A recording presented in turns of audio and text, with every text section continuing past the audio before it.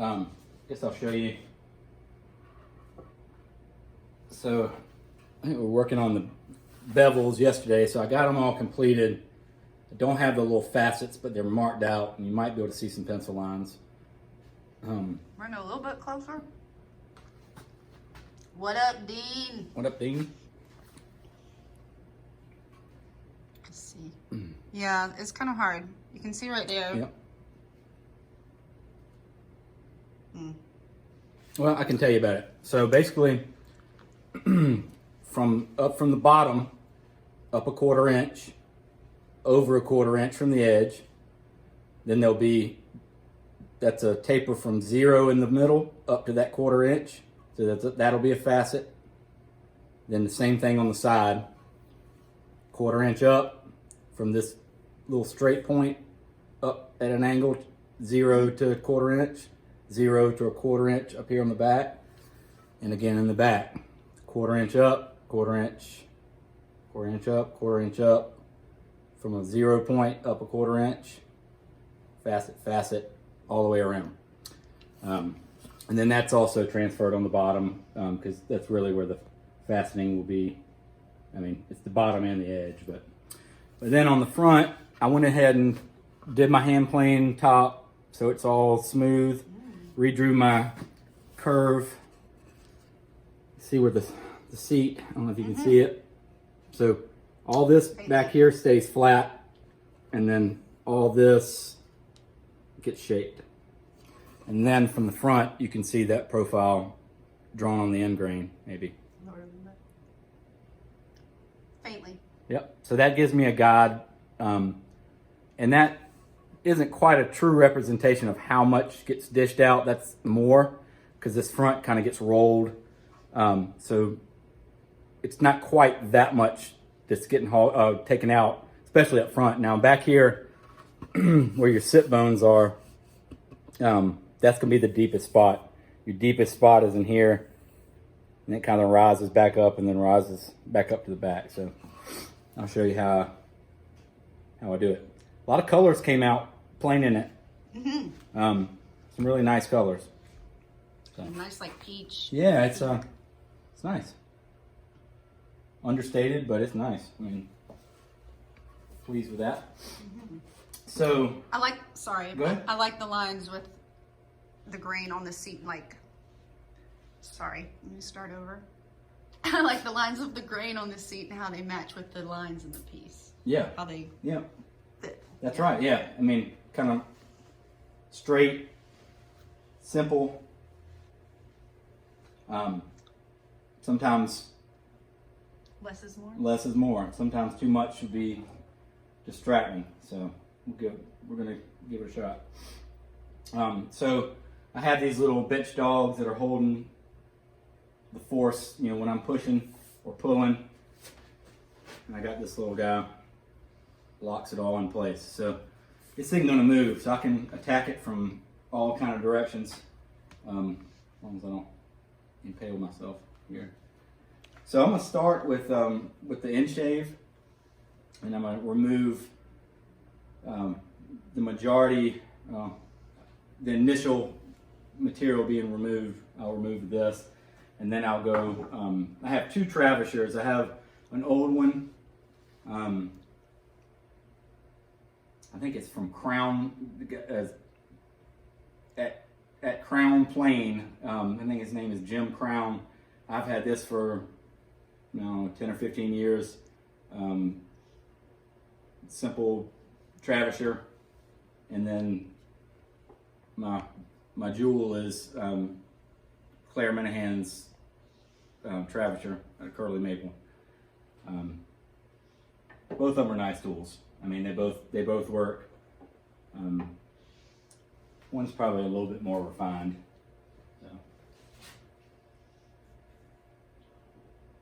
So. And that's not a knock on the other one, it's just the way it is. So that doesn't necessarily make one better or worse, just for the work that I like to do, it fits. So right now, I kind of wish my pencil line was darker so I could see, because this is where things can go wrong, and if they go wrong, it's either trashed or requires a design change. And at this point, I got the design I want, so I hope not to try to Locked in. Yeah, trip myself up.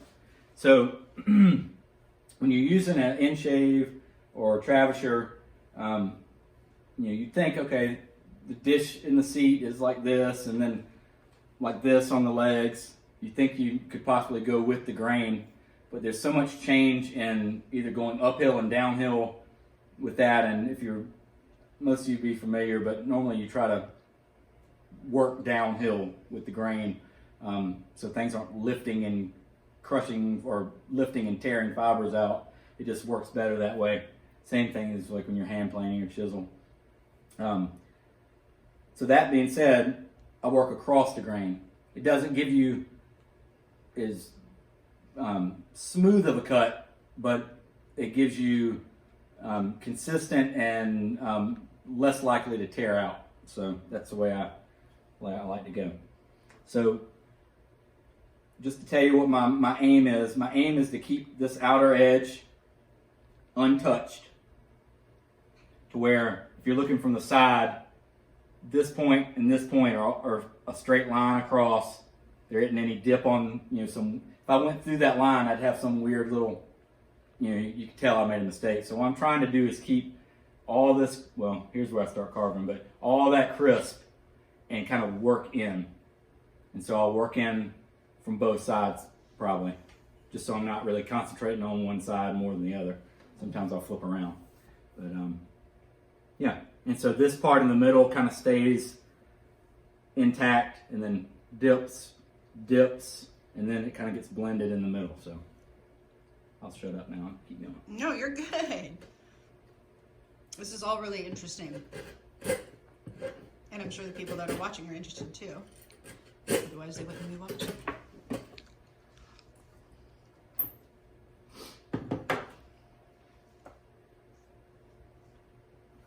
So I just finished doing, you might have seen several posts back, I'd done a little, it was actually a workbench seat for a student of mine. Finished up I did a little workbench seat for his bench, and it was Brazilian cherry, and it really did a number on the edges of all these tools. And these aren't the easiest things to sharpen. And I didn't get the chance to sharpen this one, so hopefully it works for me good. But I did get a good chance to sharpen Claire's Travisher, make sure it did what I was hoping it would do.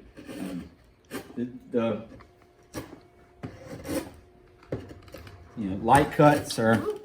If I can get the camera. You can see that's not like an incredibly clean cut because it's going across the grain. But I'm not getting any huge rip and tear out. Maybe I can find a good sharp spot. This end shave is from Bar Tools. They make a lot of timber frame tools. But this is they also make bench chisels and end shaves, and I have a draw knife of theirs. I just love them. They're all hand forged.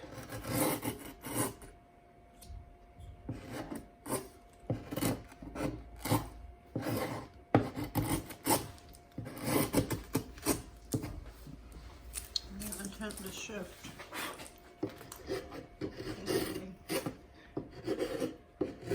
One thing I've experienced with this piece of walnut that I haven't so much in the past, I'd always kind of heard of walnut being kind of stringy, and I've never really had that experience. But I've had I don't know if you can see this. It'll be like, so obviously this is really smooth, and then there's like these gouges, and that was strings of wood fibers just wanting to pull out, and it's just it's odd.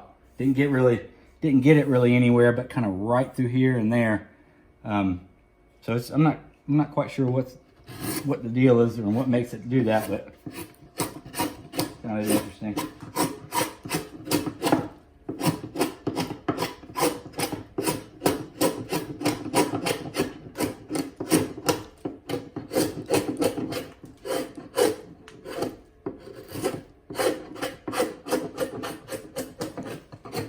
And if anyone has any questions, feel free to ask.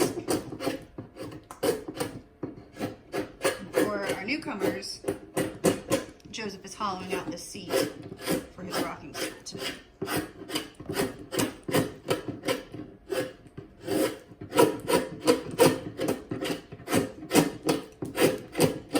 So if I was doing a set of chairs, I would probably go to my drill press and drill a depth that I wanted to end up with, just so they stayed even. Since this is a one-off, I'm not so worried about it. It's just kind of be by eye.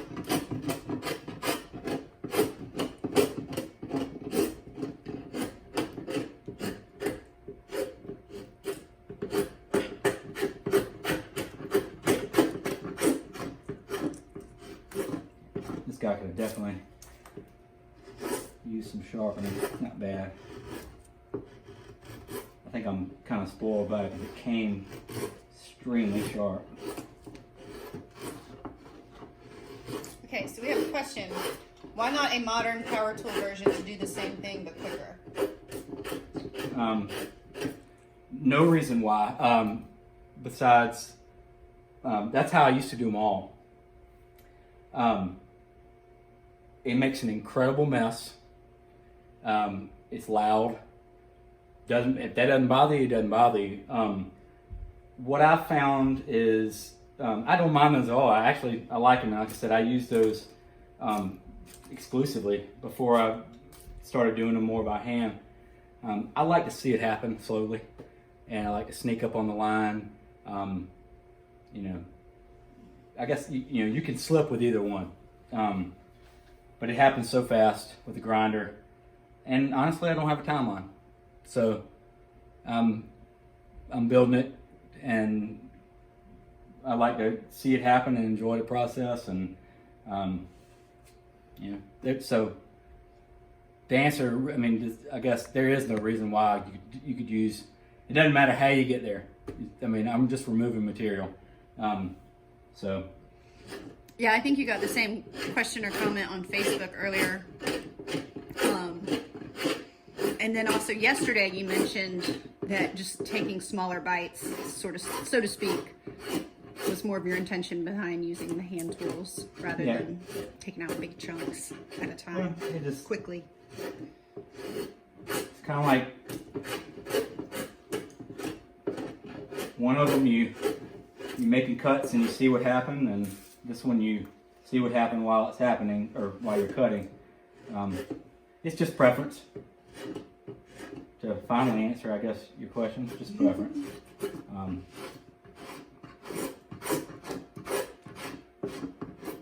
Both of them work. Good question, though. Yep. Most of the time I would just take this outside on my sawhorses and I remember those days. Take the grinder to it and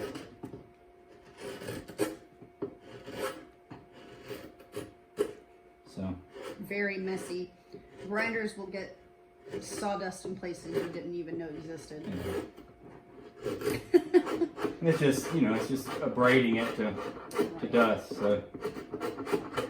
Now, do you feel like you get a clear finish on the grain using hand tools? No. No, that doesn't make a difference. No.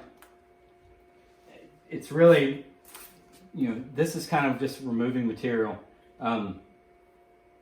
The finer steps later on would be just as fine whatever I started with. So,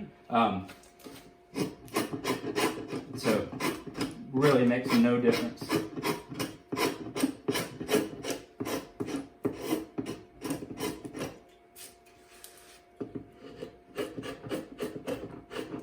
I know when I got a grinder getting close to this edge back here, it makes me kind of nervous. It's just, you know, same thing though. I mean, I could leave a 1/2 inch and then, you know, with the grinder and then come in with my hand tool. So there's lots of different ways to do it. You know, I just kind of decided that for this one I was going to do it by hand, and that's that. Well, and a good point is too, you know, you work with your hands every day. You know how your hands move. Versus a grinder you might use every so often. Not very often. I would feel much more confident in my muscle memory probably than my, you know, rare use of a grinder.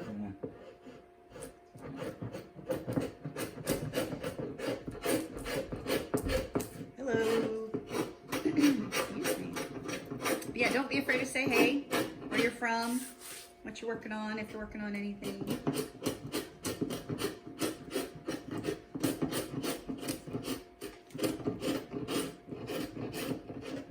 Yeah, this is by no means like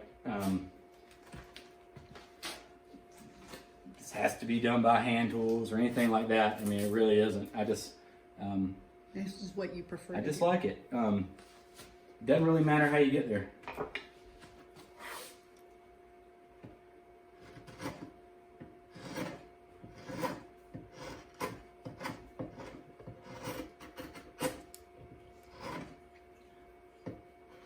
Plus, there's lots of people that are grinding out Maloof chairs or Maloof rockers that, you know, you can see that a good bit. You can tell they grind. You mean? I'm just saying that if somebody, for somebody who's wanting to see this happen, that there's a million videos out there of somebody grinding, and this is just a little something different. You know, both of them take skill, just kind of different skill.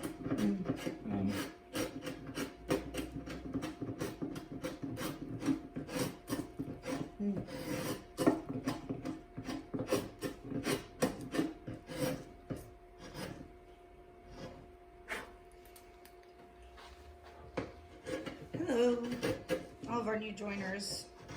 If you can't tell, Joseph is shaping out the seat for his rocking stool. So on yesterday's live stream, he started shaping the outside edges, and has a little bit more to do there to get the final shape, but is actually shaping out the seat part today. So. Okay, here's another question from Frederick Woodworking. Hello. What's up, John? Could you run through how you go about drilling holes to get mirror image depths? Yeah, so basically, you know, a careful marking out of where those holes are going to be, and the deepest points. Sorry. You know, normally right there in the middle, not the middle of the seat, but the middle, but towards the back third is going to be your deepest spot, where you're like, if you sit down and felt your sit bones is what you call them. So I would find that deepest spot, have points marked out. I mean, you could have as many as you wanted or as little as you wanted, and then set your depth on your drill press, and then basically, once you drill those, whatever method that you use to hog out this waste, you do so until you hit the bottoms of those holes, and then you know you're at the same depth. I hope that's what you meant, or I hope that answers your question. yeah, it's just a guide. Honestly, it's you still gotta stop at the hole and be able to stop at the hole at the bottom of the hole, and there's no depth stop on these tools. Obviously, it's all by your eye, and sometimes I'll take. Can you hand me that straight edge behind you? That one. I'm not getting on camera today. I'm in my workout. I can clothes. reach it. It's the long one. So then I can take, since these outside edges are preserved, I could take a straight edge and see how deep I'm getting. The difference between here and here, pretty even.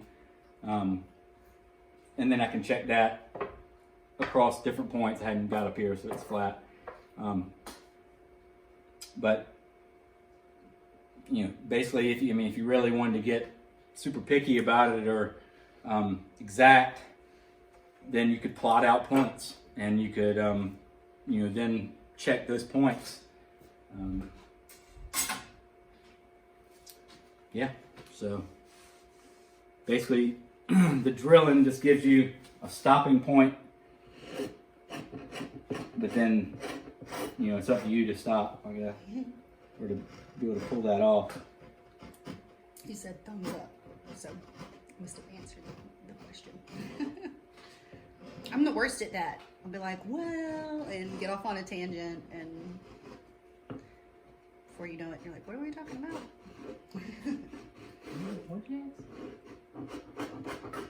So I'm just going real slow back here, kind of following my line. I'm staying about 1/8 of an inch off of it right this second.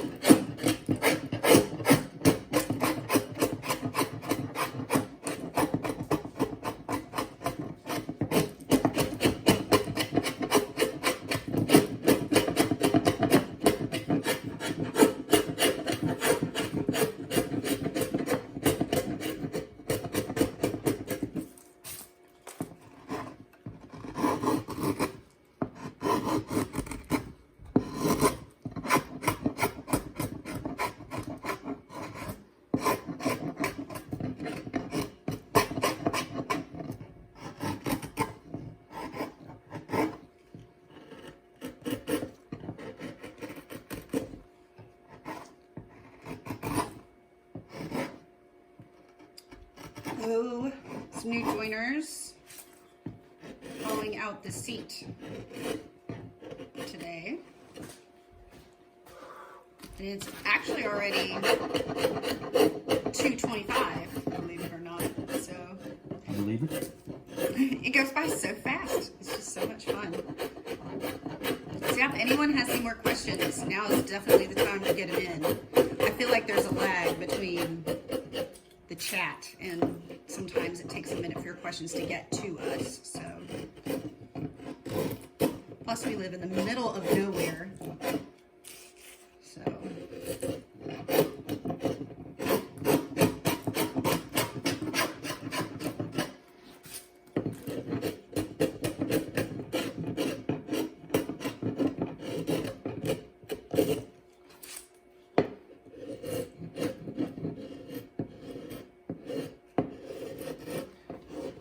What's nice about these end shaves is you can take a super heavy cut or just decrease your angle of attack, and it'll take a nice thin shaving.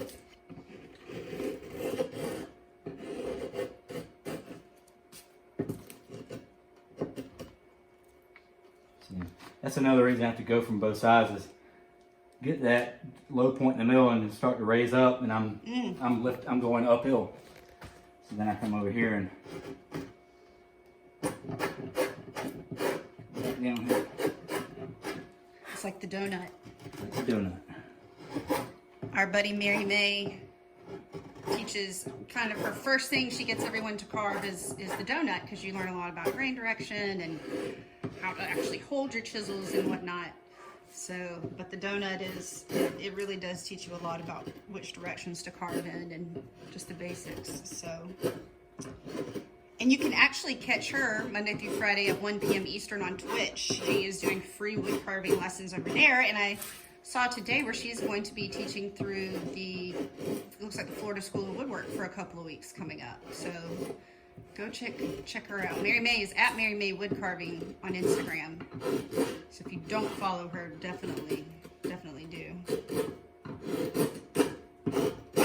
I guess while we're getting close, I could probably take some more with the end shave. Did promise some Travis action. Let's see some At of least that. give you an idea of what it does. Yeah. If I hadn't. We're not tied to a time as long as we're having fun.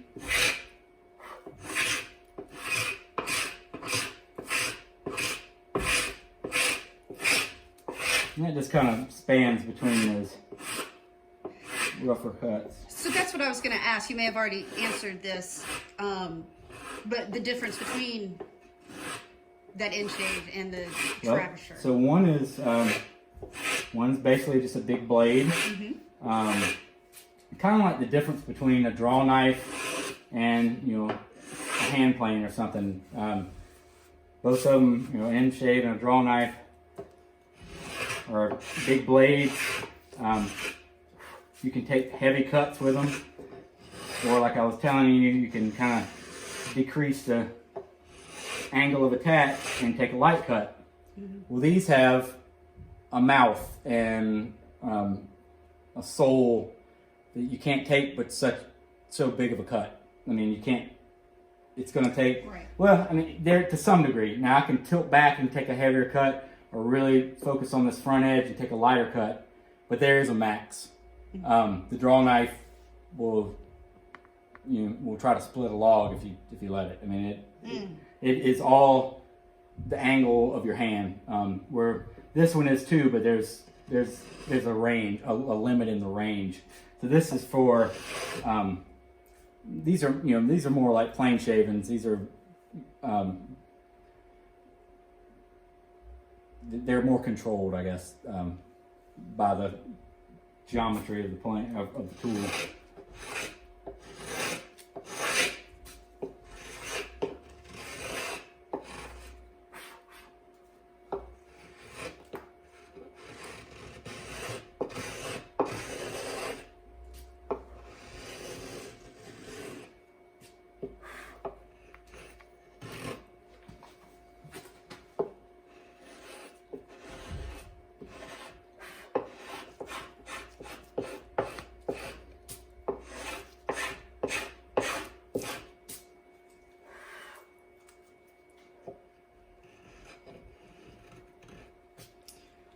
So doing this today, approximately how long does this usually take, or what point do you take it to before you kind of move on to the next step?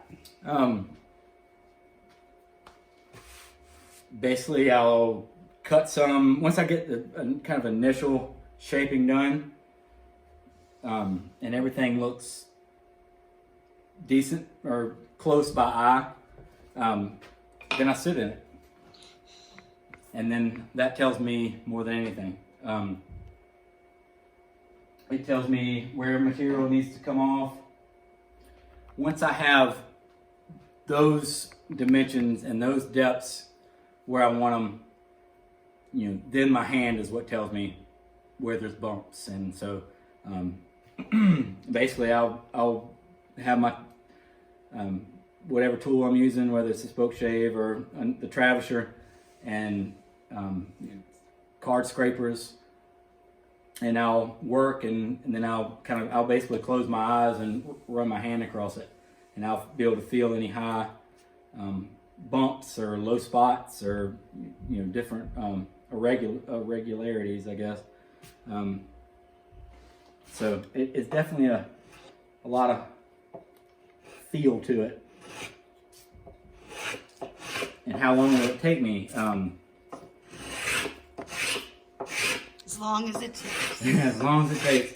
I mean, And that's why, excuse me, I rephrased my question because I was like, that's not what I'm looking for. I didn't know that was your question. Okay. Yes, it was my question. Okay. That was my question. Yeah. So.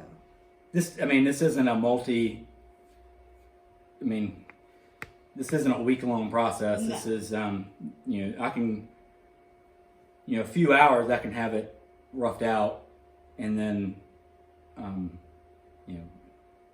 getting it really refined. I mean, if I just work on the seed, it can definitely be done in a day. But so not too bad. what happens normally is, and I can tell this already, even though I knew jumping into this was probably a little premature. A lot of times I'll carve it and get it to where I want and then go to sit in it, and I've been a little conservative on what I've taken off, so then I end up having to go back, and that's just experience and confidence, and so it gets better and better. But so that's another point. And with the grinder, I'd get a little hesitant to take it too far, because if you dip the grinder a little bit, you're not just taking 1/8 of an inch too big of a cut. You might dive in, 1/4 or a 1/2 inch or something, and then, it might become a problem. So it's another reason I like to sneak up on it with this. So that's what I'd do, is I'd use the grinder, not take it as far as I wanted to, and after I had all that set up, and just kind of going back and forth. So yeah. I just found this part of the process just works best for me.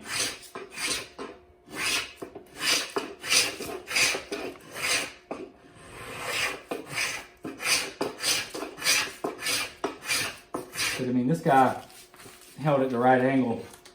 Can take off. That's a pretty thick shaving, so I can remove a good amount of material, but just really controlled.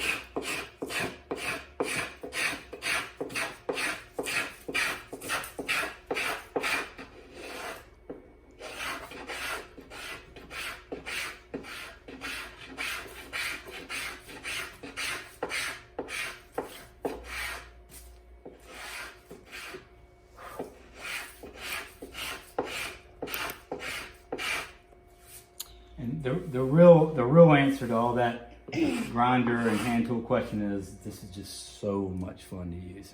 That really is. I mean, that, if I'm honest, I mean, there are other, but that's the one that tips it right there. This is just, so fun. So much fun. Just an absolute joy to use.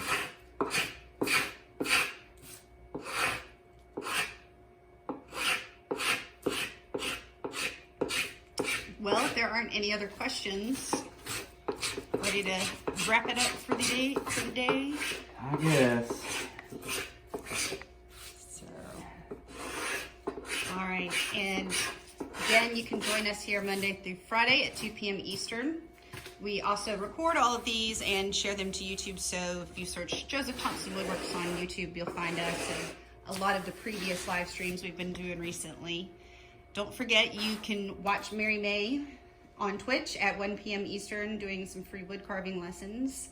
So you can get your wood carving at 1, come here and get furniture making at 2, and then Women of Woodworking will have their weekly live tomorrow night at 7:30 Eastern. So All right. Well, until tomorrow, and of course, feel free to send any questions or any messages if something pops up after the live. And we'll get to you. Thanks, y'all. Bye. Thanks.